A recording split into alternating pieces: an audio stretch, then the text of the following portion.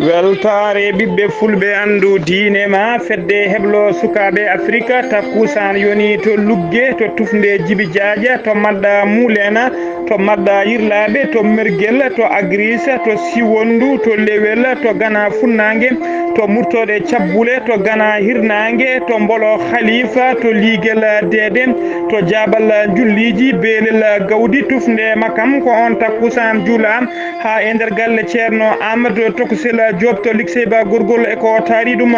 kabruji men e ɗemgal pular ene jeeya e gardidi kabruji men to leydi Sénégal ko ñalawma hande o ruma jarriba fuɗɗima e nder jokli leydi yakala e nder leydi ma jaa to leydi Mauritanie jaagoɗo leydi Mauritanie kalfinaɗo ko fati e faggudu o holliri ɓoyata ma konkuraji kewɗi mbaɗe e nder leydi he to leydi Mali ma en kaale jaltugol aduna joom suudu Modibo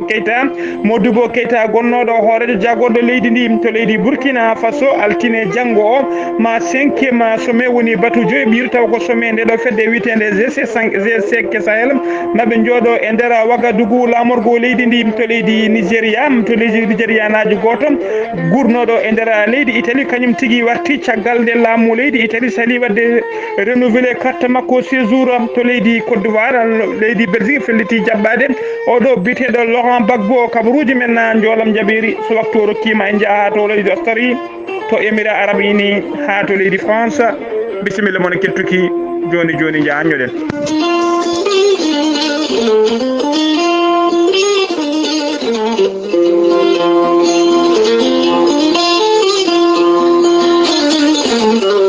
kettude kabaruji mon e ɗemgal pulaar Afrique, Asie, Europe, Amérique, Moyen-Orient, Océanie.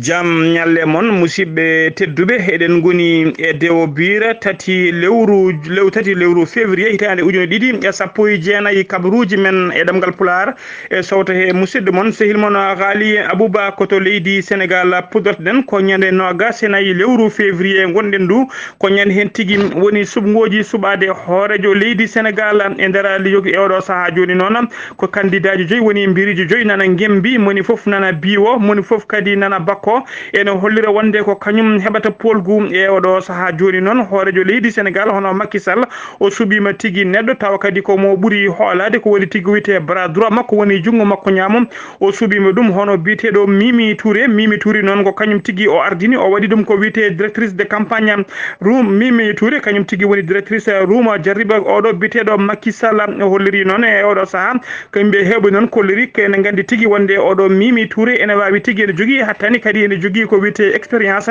wawde wonde directrice campagne saabu kay kanko Mimi Touré omo jeeyano tigui e équipe tawa kadi ko ardinoɓe directeur campagne Macky Sall ardinoɓe campagne Macky Sall tawa kadi ko campagne bannoɗo hitande ujune ɗiɗi e sappo e ɗiɗi woni en 2012 ko noon tadi kanko Mimi Touré o meeɗino wonde directrice campagne oɗo biyeteɗo Landing Savané ɗum wonno ko hitande ujunere e temedde jeenayyi e capanɗe jeenayyi e tati e oɗo saaha joni noon en paami tigui wonde Mimi Touré ko kañum suuɓa yo wona directrice campagne ko fati e kaɗo landa kam Macky Sall ardi e nder leydi he ha joni ko leydi Sénégal keddoɗen jeen ha to Tambacounda kalen e oɗo biteɗo Lassana Kanté noon ko kañum woni coordinateur régional landa kañum woni coordinateur régional landa Khalifa Sall ardi Khalifa Sall tawateɗo e oɗo saaha e nder cuuɗi dumbirɗi kanko Lassana Kanté noon o yeddi ha sori ladde saabu kay e oɗo saaha foof e jaydeli ene kala wonde o tawtoyi kaɗo landa taw kadi o tawtoyi ko oɗo biteɗo Ousmane Sonko o yeddi ɗum ha sori ladde o holliri tigui wonde Ousmane Sonko ari toon ɓe joddima kono noon o andini Ousmane Sonko wonde kanko ko ɓe jogui mboɓe joyti kanko koye landa kaɗo tawa kadi ko Khalifa Sall ardi landa mum ko hen o woni omo andiniɓe noon koye on ɓe joyti so wona on mo yamiriɓe yoɓe tawtoy hay goto ɓe tawtoyta e oɗo saaha joni e ɓenen goni toɓe gonno hay goto ɓe tawtoyani ɓe padditi koye yamirore ummorade e Khalifa Sall e oɗo saaha tawateɗi e nder dumbirɗi leydi Sénégal o waɗi e rang makko kadi faade dendagal militant ji makko nde kamɓe foof nde ɓe dañata hakkillaji mabɓe pattigi e yamirore oɗo biteɗo Khalifa Sall noon holliri e oɗo saaha hay goto alamo haalanta tawmo yimɓe makko gotanta so wona kay haw hettoɓe mone mabɓe foof o anda programme mum kadi o ɓurata yarude ko banggue kay bawɗo yarinde bawɗo serdude ko fati e justice e ko fati e laamu woni justice e démocratie wawɓe serdude ɗum e nder leydi hen kanko oɗon noon biteɗo kanko oɗon noon taw kañum woni coordinateur nder landa ka e nder on diwan bite kanko woni coordinateur e nder on diwan bite Lassana Kanté o hollori tigi e oɗo sahabe padi ko yamirore on Khalifa Sall ɓe padi yamiruma padi o hollori noon ɗiɗo landaji joyi gembiɗi e hen kala landa eɓe mbawi tawtoyde ɗum so wona kay landa Khalifa Sall landa Macky Sall ko kan gota woni ɓe ɗaɓinaki tawtoyde kono landaji keddiɗi hay hen gota foof ene wawi dañde fattanga taw kañumɓe tawtoyta ha joni koye on fannu dawrugol keddoɗen jehen ha to Louga naɓe e oɗo saaha Louga naɓe taw ko yaduɓe e Macky Sall woni tigui Benno Bokk Yakare tawteɓe e nder Louga e oɗo saaha joni noon ɓe donki famodirde no fewi ko fati kay e comité tawa kadi ko comité ko fati e comité taw ko comité électoral ji e oɗo saaha jomité électoral e oɗo saaha joni noon e nder Louga ko comité ji ɗiɗi to woni deux comité électoraux ɗum tigui tawte toon hen comité goto ko biteɗo Moustapha Diop ko kañum ardi ɗum kanko Moustapha Diop noon e oɗo saaha yimɓe hewɓe kollori tigui jadani e makko ko ardoto on comité ɗiɗaɓo o noon ardina ɗum e oɗo saaha ko biteɗo Aminata Mbengue Ndiaye jagorɗo kalfinaɗo ko fate negol jawdi e nder leydi Sénégal ko kañum tigui suuɓa ko aljuma hanki o waɗa hoorejo on comité caggal ɗum noon cukko makko ko biteɗo Mamadou Mansour Diallo kañum suuɓa kamɓe noon kanko oɗo comité noon yimɓe hewɓe taw ko Louga naɓe koye oɗo comité tigui hakkille mum ɓuuri nangude ko tawi noon koko fati e comité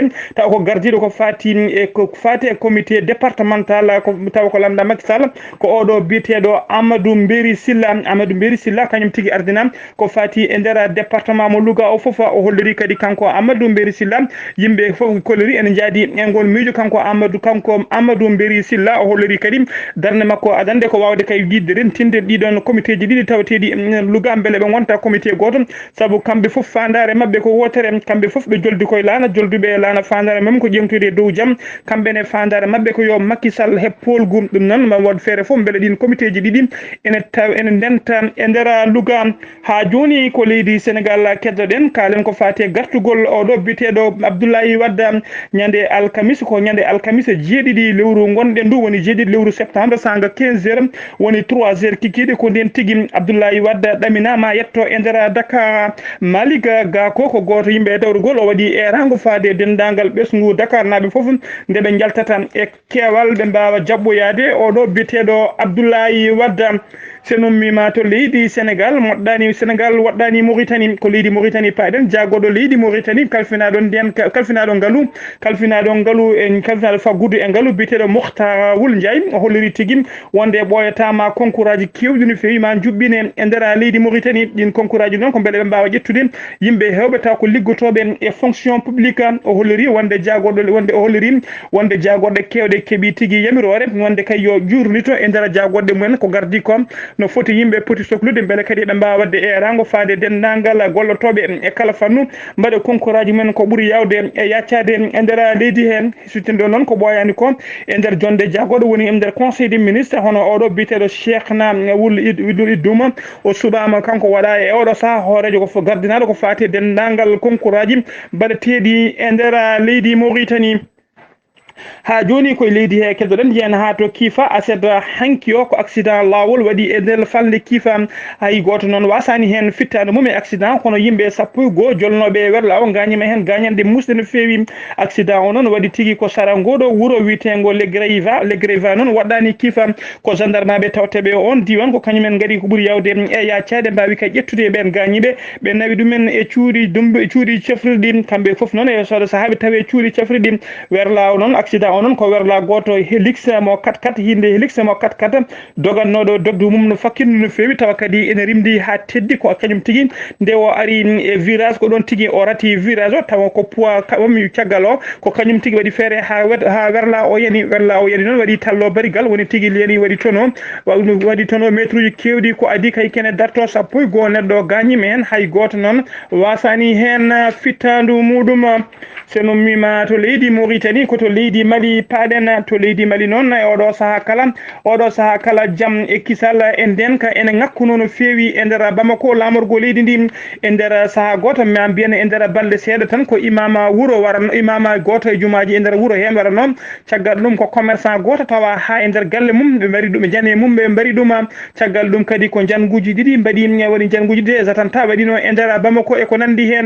hen jonte ɗiɗi timmude Bamako naɓe mbalata ko jamma cofele kala mabɓe mum hay goto rendinta yittere e oɗo saaha joni noon laamu ngu ƴetti peeje woni tigui ko wiyetede gros moyen woni peeje mawɗo no fewi gam riwtude ɗin bandiji beele jaam e kisal ene arta ha e nder Bamako lamorgo leydi hen ɓe gaddi noon ko ɓeɗo wiyeteɓe FDS woni tigui dadiɓe hinde FDS woni force de sécurité et de défense ko kañumen tigui gadda fodde ujunere neɗɗo dadiɓe kañumen tigui gadda dokka werlaji e kala saaha jamma e ñalawma ene mbaɗa patrouille e nder Bamako eko taari ɗum e oɗo saaha ɓe kolori bilan mabɓe noon e nder yontere wotere ɓe pawi juuɗe mabɓe fodde temedde jeegomo neɗɗo tumaɓe jeeyaɓe wat buniyankoɓe woni tigui waɗoɓe janguji mumen guykaji mumen nanggama fodde temedde ɗiɗi moto kadi nanggam keftam fodde werlaji nogas keftam ɓe tawriɓe kadi pistolet ji kewɗi e fetalaji kewɗi e ko wiyete fetalaji automatique kewɗi ɓe tawrama kadi kuure kewɗe e oɗo saaha yimɓe hewɓe kala kolliri beela mumen e nder Bamako ɓe kolliri beela mabɓe noon ɓe kolliri kadi yidde mabɓe e oɗo saaha kamɓe Bamako naɓe ko oɗo opération hoto darto yo jokku beele kay jaam e kisal ene duumo e nder lamorgo he ha joni ko leydi Mali keddoɗen hono noon mbiruɗen e gardidi kabaruji men madame Keita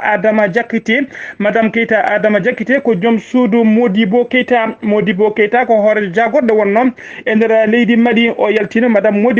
o noon yal joom suudu makko yaltino aduna guila alkamisa 31 lewru janvier maynu ndu ko aseta hanki o wonno tigui wirwirde makko Ibrahima Boubacar Keita hoorejo leydi ndi tawtorama tigui ko wiyete levée du corps woni tigui tawtorama nde ɓandu makko suutete ene nawe to saare gonga to leegal tawa kadi ko nder galle joom galle makko Modibo Keita tawa kadi ko leegal bitegal Kalaban Koura e nder Kalaban Koura ko toon tigui ɓandu ndu ƴetta e nder galle Modibo Keita ko yimɓe hewɓe noon tawa kadi ko yimɓe laamu ko wayno oɗo biteɗo Soumaïla Boubé Maïga hoorejo jagorɗe e mennoɓe yimɓe hewɓe mennoɓe wonde jagorɗe hooreɓe jagorɗe e nder leydi he yantude yimɓe laamu hewɓe e hoddiɓe sehilaɓe foof notitima hen eɗen mbiya tan yo Allah yurmomo yafomo harnamo aljanna kanko e dendagal mayɓe julɓe kala allahumma amina.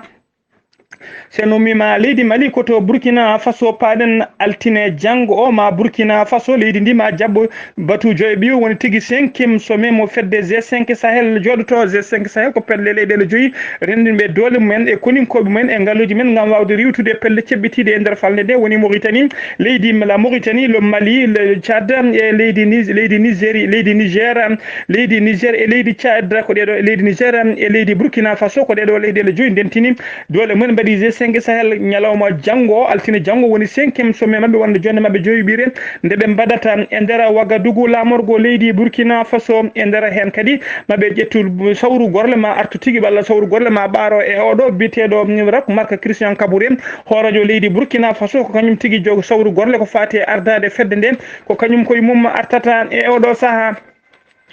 sen ummima to leydi Burkina Faso koto leydi Nigéria palen Nigéria kalen e oɗo tana musɗo baɗɗo tawa kadi waɗi koye ɓesgu Nigéria naɓe e oɗo biteɗo Prince Jerry ko Nigéria najo gonɗo oɗo saaha joni noon kemo duuɓi 25 e nder wuuri noon kene wona joni duuɓi ɗiɗi e feccere o wuuri tigui ko nder leydi Italie o wonno caggal kay nde o leydi Italie wonno caggal nde o nanno e leydi he tawa kadi koye ɗanne suuɗaru ko noon tigui o natirno e leydi hen nde o yettati e leydi nde noon heeɓino fattange wawde jokkude jangde makko saabu kay omo jogui diplôme makko en chimie nden noon o jokki jangde makko guila lewru janvier maynudu noon mo hollirama tigui o wawata jokkude jangde makko ɓe calima kadi wadde renouvelé carte makko séjour hesitinde carte makko séjour beele mo wawa heddade leydi ndi laamu ngu noon hollirimo wonde budda lawol ala so wona o nawte kanko noon ɗum wonnimo metta no fewi e nganumo no fewi o natti ɗanade o natti ñamde ha miijo arnimo yo warta ko ɗum saabi noon o warti o itti yalti aduna ha laaɓi oɗo tana noon mbiyano warti noon ko nder ngoɗo wuuro witego tortona ne tawe e nder leydi Italie to mima Nigéria koto leydi Côte d'Ivoire paɗen aseta hanki o laamu leydi Belgique ɓe kolliri tigui wonde ɓe pelliti ɓe jaaɓi jaɓɓade oɗo biteɗo Laurent Gbagbo noon gonno mennoɗo wonde hoorejo leydi Côte d'Ivoire e oɗo saaha fof tawatinoɗo e kasoji cour pénal kasoji CPI woni cour pénal international e oɗo saaha joni noon koɓe wertinoɓe juuɗe jaɓɓade namnade kay leydi wawde jaɓɓade oɗo biteɗo Charles Blé Goudé e oɗo biteɗo Laurent Gbagbo noon ɓe pelliti jaɓɓade ɗum kono Charles Blé Goudé ɓe jaɓani jaɓɓade ɗum kanko Laurent Gbagbo noon ene teska tigui omo jiida no fewi e nder ndiɗo leydi witendi Belgique saabu kay joom suudu makko ɗiɗaɓo taw kadi ko yummuma ɓiyi ko gorko o ene ko miyumum ɓiyi ko gorko o jeeya tigui ko nder leydi hen biteɗo Nadi Bamba mo duuɓi 47 e oɗo saaha jeeya ko nder leydi Belgique kadi ko nder leydi Belgique ko hen tigui wuuri ɗum noon kanko Laurent Gbagbo o dañi fattaguen wawde bismede toon e jaɓɓede toon kanko noon heeɓi ko wiyete liberté sous contrôle liberté sous condition woni tigui o wawata haalde ko fati e dawrugol o wawata yaltude e jayndidi o wawata kadi yaltude e leydi ndi o wawata ruttade e oɗo saaha e nder leydi makko kala kadi e saaha leydi kala saaha kadi mo CPI sohli mum ya taw omo ɓatti siftinde o noon Laurent Gbagbo e oɗo saaha ne yaara duuɓi 73 o tumano noon o nanguirno noon ko tumede kay wadde ko wiyete crime de guerre woni tigui wadde wargoji musɗe no fewi kam e gueɗe kamtorinde e saaha mo leydi ndi wonno e filñitare caggal sumgoji mabɓe bannoɗi 2010 hay faade 2011 so numima to leydi Côte d'Ivoire koto centre Afrique paaɗen laamu centre Afrique e pelle kewɗe fodde 14 fedde joguitiɓe ɓe mbaddino potital mabɓe e jonde mabɓe e nder Khartoum lamorgo leydi Sine lamorgo leydi Soudan daccon haqqi e nder Khartoum lamorgo leydi Soudan tawa ala ko wonno sababu nden jonde so wona ƴewde peeje mabɓe e peccorno jaam e kisal artiri tawa ko jaam duumiɗo e nder leydi he ɓe ciifodiri noon kamɓe 14 fedde seɓɓitinde nde ko yantude fedde joguitiɓe yantude e laamu ngu kamɓe foof ɓe ciifodiri kay beele jaam eɓe ñoƴƴina petelaji jaam e kisal kaldigal ene waɗa hakkude mabɓe ɗum noon woni ni fattan yimɓe hewɓe ha tengti e laamu ngu ndeɗo fedde union africaine e gardugol e oɗo dow inde Ismail Sarghi noon ko kañum woni commissaire kalfinaɗo ko fati e paix et sécurité fedde union africaine o holliri hen beelam fedde union africaine e dow inde makko o holliri hen beela mabɓe no fewi koto leydi Cap Vert paaɗen police leydi Cap Vert ɓe duppi a seeda hanki o ɓe duppi kene wona tonuji jeenayyi e feccere cocaïne woni tigui drogue moɓe nanguno e nder maaje kadde e kaggulade ngoɗo wuuro witengo Prera woni tigui lamorgo leydi ndi ɓe nanguino laana noon tawa kadi ko laana e nder laana ka noon e wanno tonuji jeenayyi e feccere tawa sappo e goho neɗɗo liggotoɗo e laana kamɓe foof ko rusinaɓe e oɗon saaha noon ɗin marchandise uji foof ɓe duppi ɗum jamma hanki duppama e yeeso yimɓe hewɓe kamɓe sappo e goho ɓeɗo risnaɓe noon jen tawetenoɓe e laana ka kamɓe foof ñalawma hanki o ɓe darima yeeso ñawoɓe koto RD Congo paaɗen woni République démocratique du Congo ngo aseta hanki o ɓe Martin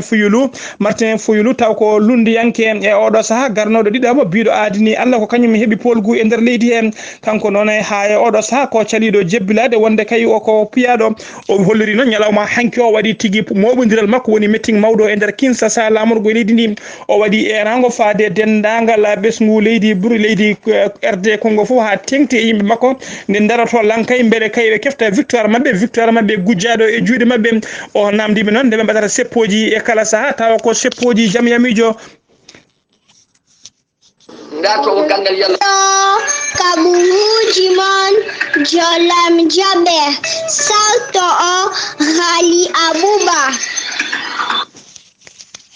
kabaruji men joolam jaɓe iri koto leydi Australie puɗorɗen aéroport international biyeteɗo aéroport Brisbane ɗum noon ko aéroport ɓurɗo gardude no fewi ɓurɗo kadi wawde hutorede e oɗo saaha e nder leydi Australie e nder aéroport ɗon ñalawma hande o ko kulol manngol waɗi toon caggal nde sagata goto yalti tigui ene jogui laaɓi ene wulla ene wiya paadiɗo ɗum foof ido Allah e balɗe mum kadi andindeɓe wonde bombo mawɗo no fewi nana e nder aéroport nde kala dilluɗo ma o fettina bombo kala biɗo sukar no weeli o fettina bombo ka ɗum noon woni ni kulol mawgol no fewi ha laamu ngu ƴetti peeje tigui uddude aéroport o fodde waktuji ɗiɗi hay goto natta heddi tigui eɓe jaltina yimɓe ɓe jiilo bombo e oɗo saaha joni noon jaam e kisal arti toon aéroport nde udditama koto Émirats Arabes Unis paaɗen Papa François ko mawɗo diine Issa yankoɓe windere o waɗi jillu makko aleda hande o waɗi jillu makko faade to Émirats Arabes Unis nawtam toon noon ko tawtorede sommet biyeteɗo interreligieuse et international woni tigui sommet hakkude yimɓe yimɓe ɓe jiidani diineji joddade e ƴettude peeje e kisal ha tengti ko fati e oɗo saaha caɗele taweteɗe e nder leydi Yemen ha e nder diwan leyɗele arabeɓe foof kamɓe noon e oɗo saaha noon kanko Pape François waɗi e rango faade dendagal pelle joguitiɗe faade laamu ngu e yaadedi kadi e leyɗele yaadude e ndeɗo fedde e yaadude laamu Bachar al-Assad kamɓe foof noon nde ɓe dartinde pettelaji mabɓe so ɓe mbaɗa kay respecté oɗo cessez-le-feu ciifaɗo hakkude mabɓe ko ngolɗo noon woni lawol garwinigol ko Pape François walla di ko mawɗo diine Issa Yankoɓe ene waɗa jillu mum e nder péninsule Émirats Arabes Unis ko altine janggo o noon woni tigui batu ngu ñande talata noon ma wat toon mess mawɗo no fewi woni juulu manggu no fewi taw wonande kamɓe diine Issa Yankoɓe koto leydi France cakkitoɗen France leydi France noon laamu leydi France waɗi e rango faade Nicolas Maduro hoorejo leydi Venezuela ceɓɓitiɗo e oɗo saaha no fewi ɓe mbaɗi e rango faade makko noon ɗo e jamma hande jamma ya taw o haalaniɓe wonde kay o jaaɓi subgoji ene mbaɗata ko subgoji anticipé caggal noon nde o wanno subgoji holli tigui wonde ko kanko heeɓi laamu e oɗo saaha joni noon laamu ngu koko fecci e juuɗe makko oɗo biyeteɗo e oɗo saaha biyeteɗo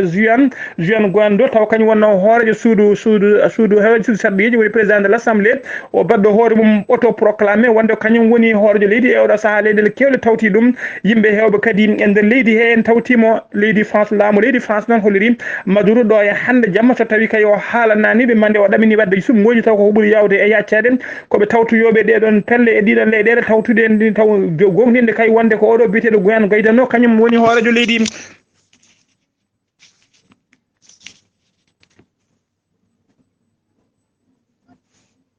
ndatowo gangal yalla hokku ndatowo ɓiɓɓe yalla hokku ndatowo laamu yalla hokku kala ko neɗɗo ndaati ina andi naftorade Allah ina andi no moƴƴe makko yo Allah hokkum